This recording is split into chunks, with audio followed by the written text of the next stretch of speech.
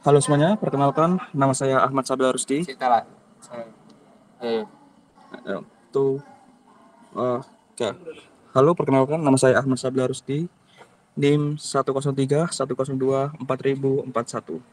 Pada kesempatan kali ini, izinkan saya untuk menjelaskan kelanjutan dari tugas kemarin, yaitu soal nomor 3 tentang rekursif. Soal nomor 3, kita disuruh untuk membuat program yang mengimplementasikan rekursif untuk mencari hasil pangkat dari dua bilangan. Masukan terdiri dari bilangan bulat X dan Y. Keluaran terdiri dari hasil X dipangkatkan Y.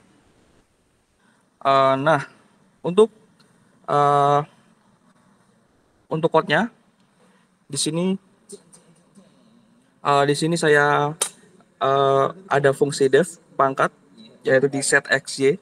Lalu basis rekursifnya saya buat jika if Y sama dengan 0, maka dia akan mereturn 1 karena bilangan apapun yang dibangkitkan dengan 0 akan menghasilkan 1.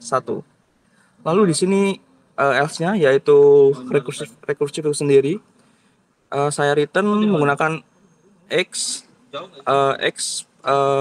dikalikan pangkat xy min 1. Berarti ini jika kita memasukkan y-nya adalah 2, maka dia akan menghasilkan ke else. Nah, else-nya ini akan dikurangi else-nya ini akan dikurangi 1, terus dia akan kembali lagi ke else, terus 1 dikurangi 1 akan menjadi 0. Nah, jika dia dalam kondisi 0, dia akan mereturn angka 1. Lalu di sini untuk mencetaknya saya menggunakan variabel inputan x dan y. Lalu saya panggil lagi fungsinya pangkat xy. Lalu untuk memanggil hasilnya saya menggunakan print hasil x pangkat y adalah hasil. Kita coba running.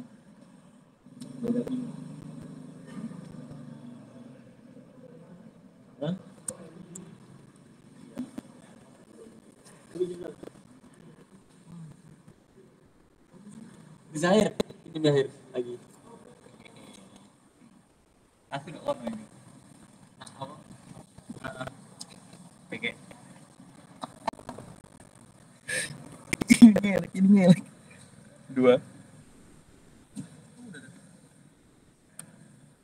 2.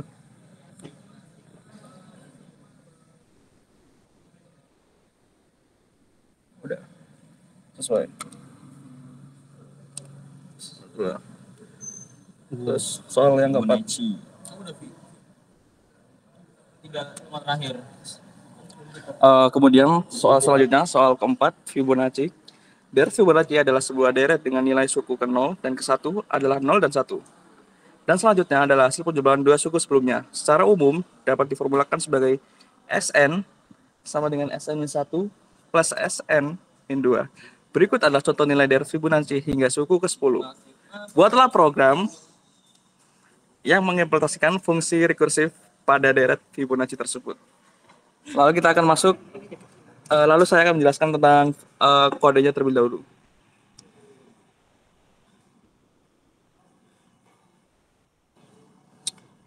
Yang pertama saya menggunakan fungsi Fibonacci n.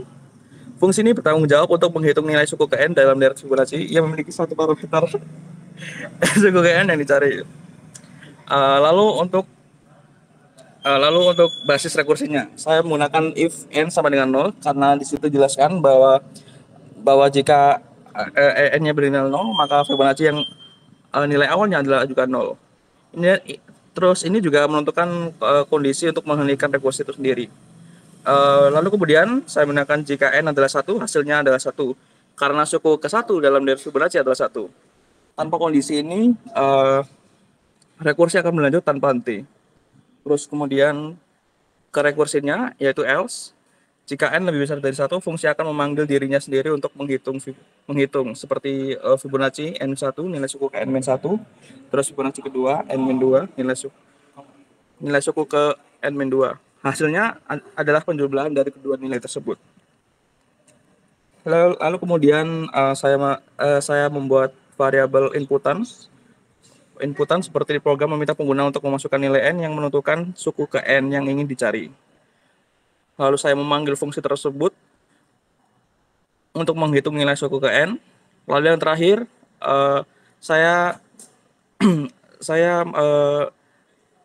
saya membuat fungsi saya membuat code print untuk mencetak hasil perhitungan nilai suku ke n. Mari kita coba. Minimal berapa menit? Minimal berapa menit? 2. Saya salah, 6. Balik lagi aku ngomong. Seperti yang diduga, outputnya adalah tepat karena nilai dari suku ke-6 dari Fibonacci adalah 8.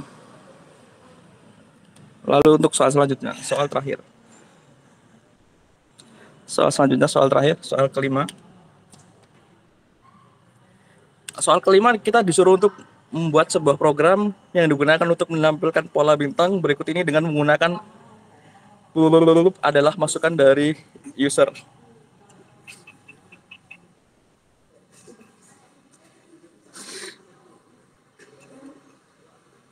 Oke, sekarang saya akan menjelaskan tentang code-nya terlebih dahulu.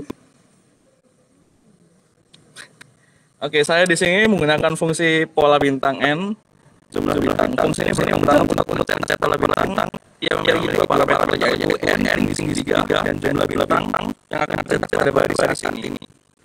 Lalu yang kedua, basis rekursi. Ini adalah kondisi untuk menghentikan rekursi. Jika jumlah bintang yang dicetak lebih besar dari n, maka rekursi akan dihentikan. Tanpa kondisi ini, rekursi akan berlanjut tanpa henti yang akan menyebabkan program error. Terus saya membuat code ya untuk mencetak bintang. Pada setiap pemanggilan fungsi, program akan mencetak bintang sebanyak jumlah bintang. Kemudian untuk rekursinya, pola bintang n, jumlah bintang plus 1. Setelah mencetak bintang untuk baris saat ini, fungsi memanggil dirinya sendiri untuk memproses baris berikutnya. Parameter jumlah bintang ditambah 1 agar fungsi mencetak bintang lebih banyak dari baris sebelumnya. Lalu saya menggunakan variabel inputan pengguna.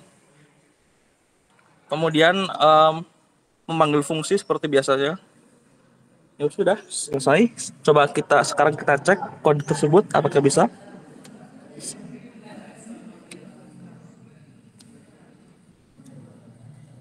Sebentar. 5. Balik jelasin lagi. Seperti yang bisa kita lihat bahwa program berjalan sesuai rencana kita. Dan ternyata saya sangat pintar di sini. Oke, sekian, terima kasih. Itu adalah sedikit penjelasan dari saya. Mohon maaf bila ada salah kata. Assalamualaikum warahmatullahi wabarakatuh. Kelas.